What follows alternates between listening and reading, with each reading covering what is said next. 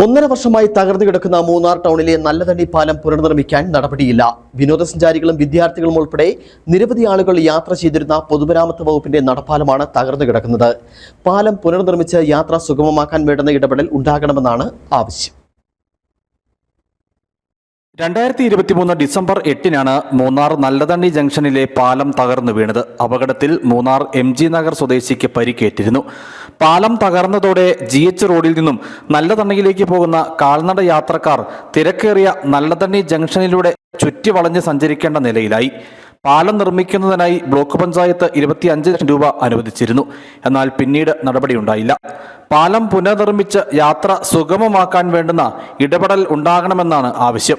மூணார் பகுதியில் உள்ள மூணார் உடுமலைப்பேட்டை சாலையை இணைக்கக்கூடிய வரலாற்று முக்கியத்துவம் வாய்ந்த இந்த பாலம் கடந்த 2022ஆம் ஆண்டு பழுதடைந்து அதற்கான ஃபண்டு வைக்கப்பட்டு 2 மாதத்திற்கு முன்பு அதற்கான அடிக்கல் நாட்டு விழாவும் நடந்தது. ஆனால் இந்த பாலம் வேலை இனியும் அதிகாரிகள் ചെയ്തു തരാൻ മുൻവരാമൽ ഇരുപ്പത് വരുത്തമളിക്കുന്നത്. ഒരു നൂറ്റാണ്ടിലേറെ പഴക്കമുള്ള പാലത്തിലൂടെയായിരുന്നു വർഷങ്ങൾക്ക് മുൻപ് മൂന്നാർ ഉദുമൽപേട്ട അന്തർ സംസ്ഥാന പാത കടന്നു പോയിരുന്നത്.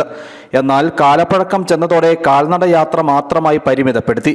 വാഹനങ്ങൾ കടന്നു പോകുന്നതിനായി അല്പം അകലെയായി മറ്റൊരു പാലം നിർമ്മിച്ചു. വിനോദസഞ്ചാരികളും വിദ്യാർത്ഥികളും ഉൾപ്പെടെ നിരവധി ആളുകളാണ് പാലത്തിലൂടെ യാത്ര ചെയ്തിരുന്നത്. തിരക്കേറിയ പുതിയ പാലത്തിലൂടെയുള്ള കാൽനട യാത്ര പലപ്പോഴും അപകടങ്ങൾക്ക് കാരണമാകുന്നുണ്ട്. News bureau, Adimali.